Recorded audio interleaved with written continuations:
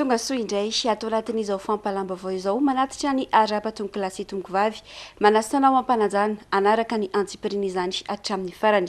Eo amin'ny vaovaony sosialy olona valo no aiahina ao voan'ny pesta ary roa maty raha nitatitra avy eo amin'ny ivony ministera ny fahasalamam-bahoaka androany. Itsakilan'izay tsy marina ny filazana fa nisy mpiadina amin'ny fanadina-panjakana bakalorea no voan'ity valana retina ity no amariny tompona andraikitra avy eo anivony ministera ny fahasalamam-bahoaka hatrany fa efa misy ny solotenan'izy ireo eny anivony foibe mpanadinana. Randrianjafy no mitatitra ny antsipiriany. Olona valo no ahena ho voan'ny pesta eto amintsika nanomboka ny voalohan'ny volana aogositra ka hatramin'ny 17 volana septambra lasa teo.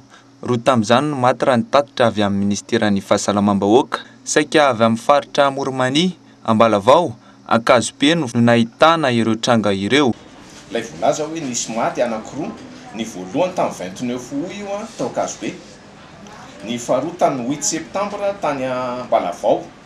Ny akoatran'ireo tsy voamarina tia ministeran'ny fahasalamana. Raha atao zany ny atotanisa dia nisy olona valo no ahihina ho voan'ny pesta teto amintsika tao anatin'io hoe voalohan'ny volana okatra amin'ny 17 volana septambra io. Nisy anankiefatra tany Moromania, nisy anankiroa tao Analamanga, Ankazobe moa zany, dia nisy anankiroa Ambalavao, Otmatsiatra. Izay zany raha fitinina sy fehezina le izy. Le tany Moromania moa tao distrikan'ny Fandrina, distrikan'ny Ambositra, distrikan'ny Ambatofinandrano. Reo sitrana ara-dalàna. Nisy no aiahina ary tamin'ireo anankitelo hoe peste pulmonaire tonga teny amin'ny tobim-pahasalamana dia sitrana ara-dalàna. Akoatran'ilay olona sitrana sy mifanirasira taminy dia nataontsika an'ilay fandraisana tanana. Tsy marina ny filazana fa nisy ny mpiadina amin'ny fanadinana bakalorea voan'ny pesta raha nambarany avy eo amin'ny ministeran'ny fahasalamam-bahoaka androany. Raha nisy izany dia tokony nahazo fampilazana avy any amin'ireo ivon-toerana fanalana fanadinana izy ireo noho izy ireo manana solitena eny fotony raha ny fanazavana hatrany. Hatreto aloha zany dia miteny zahay hoe tsy marina zany. Raha misy zany zavatra zany tsy maintsy nisy solitena ny teny satria rehefa any amin'ireny tompom-panadinana ireny dia tsy maintsy misy solitena miara-miasa foana eo amin'ilay sehatra ny fampianarana hoe misy dokotera na ohatra fotsiny antsika miresaka amin'ireny hoe gym baka na fanatanjahantena amin'ny BPC sy rehetrarehetra dia misy solitenan'ny ministeran'ny fahasalamana foana any amin'ireny toerana ireny. Ary io ministeran'ny solitena io avao amin'ny district raha iresaka zany tsika zao ny eto amin'ny Antananarivo fotsiny zao dia ny Antananarivo renivohitra no mpitsabo ny solitenan'ny ministeran'ny fahasalamana any amin'ireny toby fanaovana fanadinana ireny. Ary raha sanatria misy zany dia efa naheno sahady zay satria zany zavatra nefa tafiditra anatin'ny fehipetrany raisina.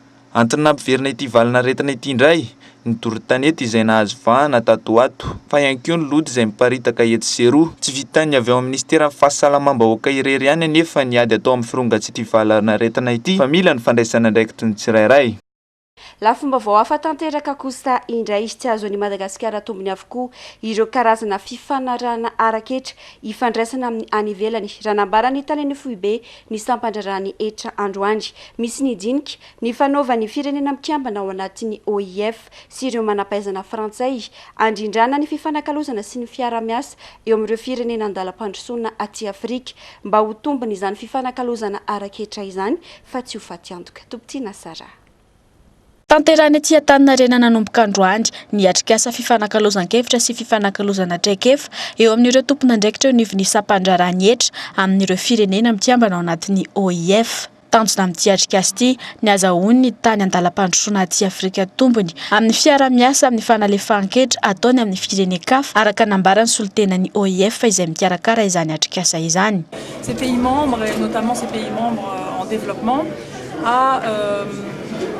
ils ont échangé sur des thèmes, notamment dans le domaine économique, qui sont importants pour eux, et aussi de les aider à avoir une plus grande influence sur la scène internationale, notamment dans les discussions et négociations sur les grands sujets de régulation économique mondiale.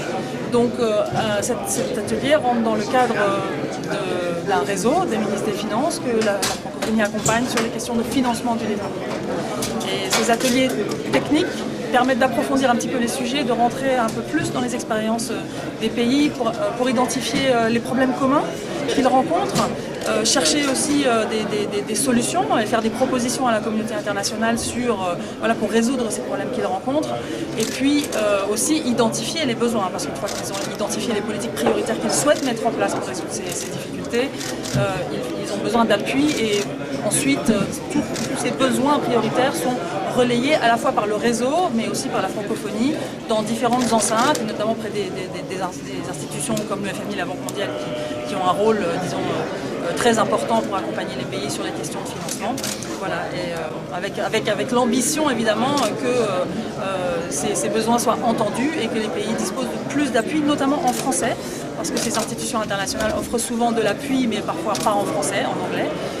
Donc voilà, ça fait aussi partie de la mission de la francophonie, c'est de renforcer. Solotenam-polony avy amin'ny firenena aty Afrika ny tonga eto amintsika ao anatin'ity adrikasa ity, isan'izany ny Bénin, Burkina Faso, République ny Afrika Afovoany, Comores, Côte d'Ivoire, Djibouti, Guinée, Haïti, Madagascar, Togo, Mali, Sénégal, RDC nanomboka androany ary tsy farana raha tsy amin'ny faraky amin'ny 20 ny volana septambra izao izany adrikasa izany, zany hoe aharitra 4 andro. Eo amin'izay vaovao izay hatrany tsy ampianatrarana ny tanjo ny fampandrosoana lovainjafy na ny ODD ny voly ampelatana ny fanjakana amin'izao fotoan'izao hoy ny Italiany sampandrarana ny fampidiran-ketra tsy maintsy mampitombo ny hetra ampidirina amin'ny kitapom-bola mpanjakana ny sampandrara tantaniny tsy maintsy isika malagasy ihany koa no mampiseho fahavononana ikaroba-olana ahitana vola ilaina amin'ny fahatrarana izany ODD izany mialoha ny angatana fanampiana avy any ivelany. Araka izany miezaka ny manavoapaikady hatrany ny fohy be fitantanana ny hetra ampidirina vola betsaka amin'ny kitapom-bola mpanjakana. Fanampanazavana. Financement tamin'io zany rehefa diana tsy ampy intsony toy le hoe aide avy aminy le mpamatsy vola mahazatra zany dia ny zavatra mitranga zany fa amizay dia hoe tsy misy lalana hafa ankoatran'ny fampidirana hetra anatiny ho ahafahany firenena tsirairay avy indrindra zany fa firenena mahantra tonga amin'izay le développement durable izay. Io zany dia amintsika le hoe mobilisation amin'ny cet intérieur zany hoe tsy maintsy tsika zany mampiseho voalohany le hoe afaka mampiditra hetra ino tena fotony ny fampandrosoana fa tsy rehefa io moa zany azo lazaina hoe lavitra ezaka ihany dia tena hatongavana amin'ny tena tanjony fa ny voalohany aloha dia ny fampitombona ny fahaiza-manao sy ny eo amin'asy ny éducation fanabeazana zany hitanay hoe tena solidalana tena mila alena satria raha amin'izao fotoana izao tsika mbola tena marisarisa amin'izany fanovavan-kely zany rehefa betsaka zany maro tsy mandoretra raha oharina amin'ny tokony andoretra dia tena any amin'ny fanabeazana zany. Vaovao mahakasika ny fiatriana ny fifidianana no esoriny komina ireo sary ny kandida Jean-Omer Berzika mipetaka amin'ny takelaby amin'ny faritra maro eto Andrenivohitra. Araka ny fitarainany ity kandida ity sy ireo mpiarady amin'ny androany, nilaza izy ireo fa manameloka ny tranga tahaka izany ary miantso ny seony mba andrainy andraikiny mifanandrify aminy isy ny fitoviany kandida indrindra ao anatin'izao vanim-potoana mialoha ny fampelezan-kevitra izao. Erandrianantenainy. Manana fifanarahana ara-dalàna amin'ny tompon'ireo takelaby ny antsika Madagasikara antoko nanolotra ny kandida Jean-Omer Berzika amin'ny fahafahana mametaka ny sarin'ny kandida. Tsy misy ihany koa ny fioharam-pefy atao fa dia manaja ny fitsipy-dalao napetraky ny seony izy ireo ao anatin'izao vanim-potoana mialoha ny fifidianana izao araka ny fanazavana, izany hoe mijanona hatreo amin'ny fahampafantarana ny kandida sy ny vinam-piarahamonina hoentiny nefa dia misy manala ny sary mipetaka amin'ireny takelaby ireny. Miangavy zay an'ireo mpifaninana rehetra mba hametraka mihitsy an'izay soatoavina mahamalagasy antsika izay ho anatin'ny fananana masina. Zavatra miseho ankehitriny dia tamin'ny alakamisy teo no nalana tsy akera tsy akifantany ny takelaka misy ny sarin'ny Andriamatoa Jean-Omer Berzika. Ny zavatra miseho efa ho volana, telo volana angarangidiny zay dia efa misy karazana fisabalalana amin'ny fampelezan-kevitra manerana ny nosy. Ary izahay dia nanaja an'izany. Tsy misy eo ambonin'ny takelaby nisy nenay hoe Omer Belgique président na fidio na ihany koa mbola numéro arany fa dia fampalalana tsotsotra ary eo anatiny lalàna sy ny didy fampiarana ny momba ny misahana zany momba ny antoko politika sy ny fivondrona ny antoko politika izay manolotra dia nipetraka teo ny anaran'ny fivondrona ny antoko politika misy anay zany a lay hoe Antsika Madagasikara izay dia izay ihany no teo. Nambara ny Antsika Madagasikara nandritra ny fionana nataony tamin'ny mpanao gazety androany fa tsy mety ny tranga tahaka ny manjo azy ireo amin'izao fotoana izao izay miendrika sotasota sy fanenjehana. Tokony handray ny andraiky ny araka izany ny CENI mba hisiny ny fitoviana eo amin'ny samy kandida ho hiatrany ny mpanohana ny Jean-Omer Belgique. Manoloana izany dia milaza ny ametraka fitarainana eny anivon'ny CENI ny Antsika i Madagasikara. Dia hanao requête pour doléance zahay any amin'ny CENI ary ambalala tsara ny isaky ny tanatohatra amin'ny fikirakirana ny fifidianana ny zavatra miseho mba tsy hisiny ny zavatra miopefy ao ariana kely ao ty anatin'ny samalalana amin'ny fampielezan-kevitra dia efa mampilaza hoe misy zavatra tahaka izao miseho a dia mba hahafahany tsirairay ny direction de campagne tsirairay a ohatra ny ataonay mpifanaja manaja olona sy manepak'olona ary araky ny lazain'ny maître Willy teo hoe tena tsy manao mihitsy zay hoe alao ny hafa na izao ny nay ane ny tena angatanay dia hoe ny fitovinjoa sy ny ny tombosialy zay fotsiny. Andrasana ny fanazavana hoentiny avy eo anivon'ny commune Ankilany sy ny avy eo anivon'ny CENI andaniny manoloana izao toe-javatra izao. Raha mpitso ihany koa moa dia hisy ny fionana eo amin'ny CENI sy ireo kandida izay atao eny amin'ny Carlton Nosy ary isan'ny teboka lehibe ho resahana ao anatin'izany ny mahakasika ny vanim-potoana mialohan'ny fampielezan-kevitra sy ny fotoana ny fampielezan-kevitra. Taratry ny tsy fisiana fahamatorana eo amin'ny fikarakarana ny fividianana no mahatonga ny olana tahaka izao raha nambara ny maître Olala isan'ny olana lehibe ny tsy fisiany fehezan-dalàna mifeny pré-campagne na ny vanim-potoana mialohan'ny fividianana ka samy manao izay mampety azy na ny kandida na ny avy eo anivon'ny CENI raha ny fanazavany. Fanampanazavany eo amin'ny sary ny Erandrianantenaina. Olona tsy manomboka akory ny fampielezan-kevitra rehefa misy zavatra tsy mety sahady. Ary matetika henonareo angamba ny CENI milaza fa hoe zahay dia tsy miditra mihitsy amin'ny lalàna momba fifidianana io a momba pré-campagne satria tsy misy lizy. Nefa ny zavatra hita zany a matetika rehefa misy apetipetiny CENI a dia tsy miditra izy a tsy misy ny pré-campagne. Fa rehefa misy metimety aminy zany a dia misy ny lalàna mifehny pré-campagne. Azay mahatonga ny hoe fanondreny fotony satria tsy mahatoka ny CENI io ny olona be dia be resaka momba ny CENI satria na ny olona ao anatiny ao hoe ahoana fomba nanendrena azy hoe toe-tsain'ireo olona ireo porofony zany amin'izao fotoana zao a ny CENI fahafantarana azy hoe tsy matapa-bilona. Ina matoko tenenina amin'izany dia ozy aho hoe raha tena responsable mihitsy resaka fifidianana nahoana tsy azahiny tsy afahany tena zavatra zay a amin'ny commune hoe tsy azonareo atao zavatra ao fa raha momba ny fifidianana zay tompony zany toetsinareo mihitsy. Fa eo amin'izay vaovao mahakasika ny fifidianan'izay atrandry vola manodidina ny iray tapitrisa dolara no tsy mbola ampy eo amin'ny vola amin'ny kitapom-bola ny CENI amin'ny fikarakarana ny fifidianana raha nambara ny filohan'ny ity Voamer misahana ny fifidianana ity omaly na izany aza tsy misy ahino ny mbola fitrosoana amin'ny fifidianana satria efa vonona avokoa ny lafiny hafa omaly dia nandrotsaka vola mitentina 10,000 euro tamin'ny kitapom-bola ny SACEM ny fanjakana allemande tamin'ny alalan'ny masoivony miasa sy monina eto Madagasikara. Fanampanazavana. Efa miroso makany amin'ny fanatanterana ny fifidianana ny Voamer maleo tena misahana ny fifidianana amin'izao fotoana izao na izany aza nambara ny filohan'ny CENI Andriamatoa Erakotomanana fa mbola misy banga eo amin'ny iray tapitrisa dolara eo ny vola ety manatanteraka ny fifidianana. Tsy misy tokony ampiahany efa izany ho ity tompon'andraikitra voalohany eo anivon'ny CENI ity satria efa miafenjo kelikely io. Porofony izany ny fandrotsahana vola mitetina 10,000 dolara nataony fanjakana allemande amin'ny alalan'ny masoivony miasa monina eto amintsika omaly vola izay mpandehanana ireo rehetra momba ny fikarakarana ny fifidianana iandreketany CENI.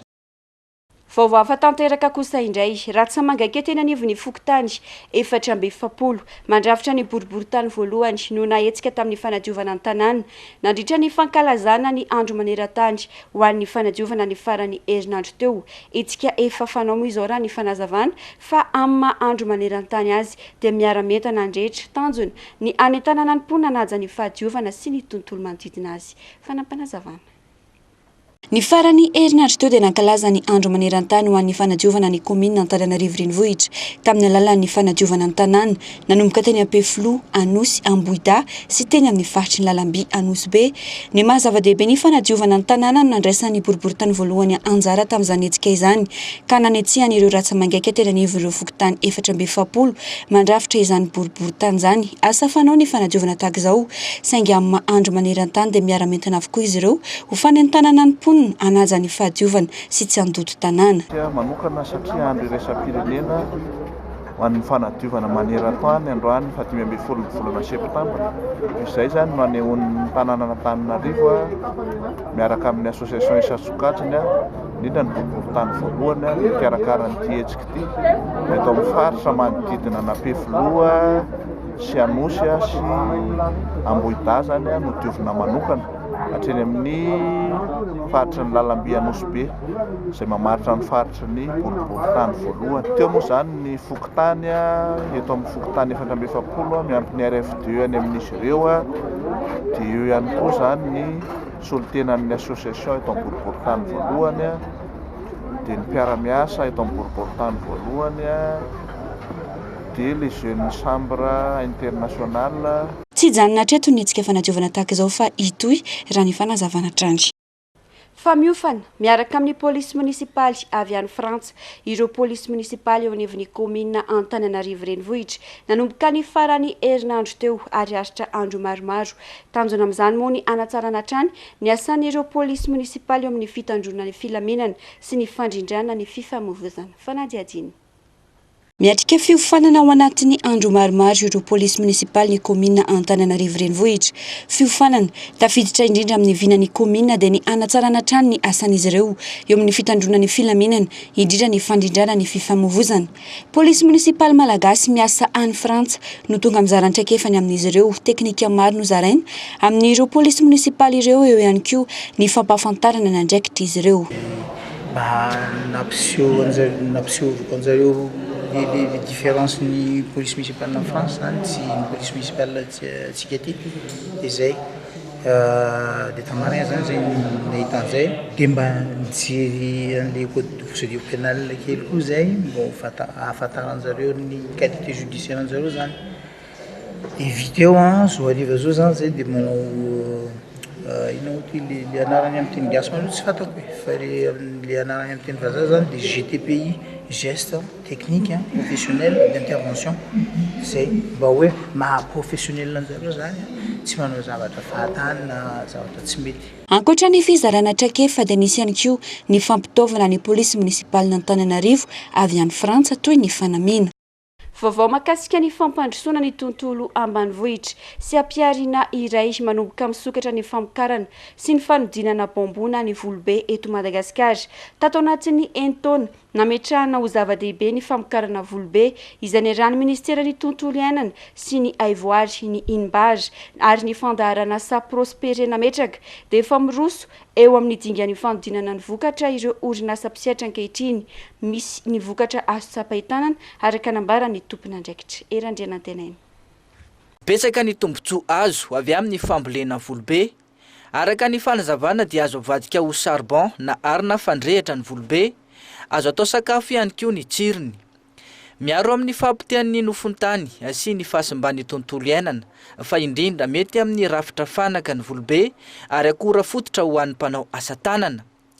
Tato anatin'ny taona nanomboany tetikasa bamboho ny arahany ministeran'ny tontolo iainana sy ny aivoary ny Inbar ary ny tetikasa prospere dia efa miditra amin'ny dingana fahatelo ny tetikasa dia ny firosona amin'ny fanodinana ny vokatra izany araka ny fanazavana. Karazana hazo raha zay ngamba ny ilazako azy farak'izay aingam-paniry sy aingam-pitombo ny bamboho raha apitahantsika ohatra amin'ny kininina sy ny hazo mahazatra izy ao anatin'ny 3 na 4 taona dia efa azo trandrahana anaovana fanaka, anaovana charbon sy ny zavatra hafa. Ny antony mahatonga le izy mbola tsy miroborobo ary anisan'ny ezaka mbola ataontsika amin'izao fotoana izao dia noho izay tsy fahalalana loatra ny toetoetran'izay sy ilay tombontsoa aingana sy maharitra azo avy aminy. Faritra miisa 7 no ahitana famokarana volobe manaraka ny teknika no hatsaraina amin'izao fotoana izao ary velarantany mirefy 70 hektara no rakotra ny fambolena. Mbola ambany tampam-pamokarana araka ny fanazavana ary tsy misy afa-tsy ny 70 amin'ireo karazana volobe miisa 900 maneran-tany ihany no mbola misy eto Madagasikara. Betsaka ny velarantany sy mbola azo trandrahana. Ny ankamaroan'ireo karazana volobe misy manerana izao tontolo izao ihany koa dia saika azo ambolena eto amintsika avokoa. Efa raha eto amin'ny maridrefy pirenena échelle nationale dia efa navita ezaka ihany tsika satria efa mihoatra ny 70 hektara zao ny toerana voavolo bambo fa raha ilay paikady pirenena no ampiasaina Andriamatoa mampiarina mbola lavitra tsika satria misy ny ezaka hoe hatrany amin'ny 4 hektara ny tokony ataontsika ho trandrahana amin'ny famokarana bambo. Nankalazaina androany ny andro maneran-tany ho an'ny volobe. Vaovaon'ny kolotsaina, famadihana ny kolotsaina rehetra misy eto amintsika ho fitaovana entina hampandrosoana ny firenena. Izany no tanjon'ny mpikarakara ny hetsika Dago Festival na ny Salon des Industries Culturelles et Créatives de Madagascar. Mampisy fidiram-bola ho an'ny firenena tokoa raha ny kolotsaina saingy mbola tsy voafehy tsara izany ho an'ny eto amintsika. Tsorakoto Armangy amin'ny sary ny Fandrazana Trakoto. Tsy ny mozika sy ny zavakanto ihany no atao hoe kolotsaina fa saika kolotsaina avokoa ny zavatra rehetra mifehy ny tontolo androntsika. Isan'ny tanjon'ity hetsika ity ny fampahafantarana ny tena atao hoe mpanakanto fa indrindra ny fahafantarana ny harena ara-kolotsaina rehetra nanantsika eto Madagasikara hahafana mamadika izany mba hampisy fidiram-bola ho an'ny firenena hoendy mandroso. Ny fahitan'izy ireo ihany koa fa somary tsy zarizary loatra ny lalàna mifehy ny kolotsaina eto amintsika na koa tsy ampy ny fampiarana izany no antony izao fiaonana izao. Ny resaka entimanana moa dia raha malala fa hatramin'izay dia tenenina foana hoe tsisy vola izany kolotsaina izany. Izy zany ny eto amintsika ny tsisy vola fa raha ny kolotsaina ny ivelany jerentsika raha any États-Unis fotsiny tsika dia io Hollywood io fotsiny dia efa mampihodina ny industrie. Zany tokony ataontsika raha mijery koa tsika pays émergent, mijery ny Nollywood any Nigeria, mijery ny Bollywood any Inde, dia efa io cinéma io fotsiny efa singana kolotsaina afaka mampandroso ny firenena. Dia ny eto amintsika no hoe efa maninona izy ny tsy azahoana vola. Resaka le norme teneniko foana hoe tsisy norme fa na ny lalàna izay mifehy amin'ny kolotsaina ary eto amintsika dia tsy zarizary. Zany hoe politique culturelle zany eto amintsika tsy mbola misy zany eto amintsika fa mety misy angambany fa tsy haintsika mampiatra anazy. Mety misy koa ny loi internationale izay ratifientsika be da be tsy niraisina sy nitanterahana dia combat hoentin'ny Dago Festival zany izay hoe mampafantatra an'izany hoe misy an'izao. Androany no nataony fampahafantarana ny fandaharam-potoana mandritra ity Salon des Industries Culturelles et Créatives de Madagascar andiany faharoa ity tetsy Anosy izay hanomboka ny 15 ny volana ka hatramin'ny 12 ny volana septambra izao. Fa mbola mitohy ny fitsaboana ny fanaiky mpanakanto iray avy eto amintsika izay hita hatreto fa mbola mihamarefo hatrany ny fahasalamany. Mangataka tolo-tanana amin'ny vahoaka malagasy hatrany araka izany ny fianakaviany amin'izao fotoana izao hoentina manatanteraka ny fitsaboana azy. Raha araka nambaran'izy ireo dia ampahafantariny tsy ho ela ny totalim-bola voangina hatramin'izay izay isaoran'izy ireo hatrany ireo malala-tanana manatanteraka izany. Ndeha ho arahantsika ny fanazavana. Izy moa zany ao anatin'ny tena mbola tsaboana izy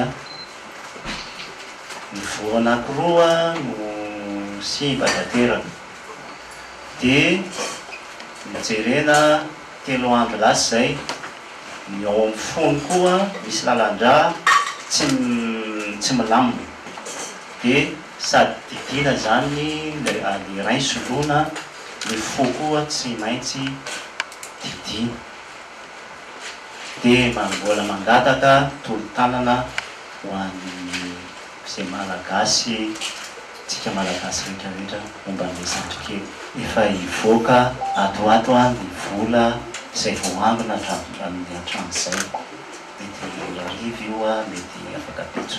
satria tonga tsikelikely izy sotrapetsaka an'izay fananao. Tapitra treo ihany koa ny fiarana tamin'ity alina ity mankasitraka anao nanaraka ny antsipiriny izany hatramin'ny farany. Manome fotoana anao ho amin'ny manaraka indray. Veloma tompoko.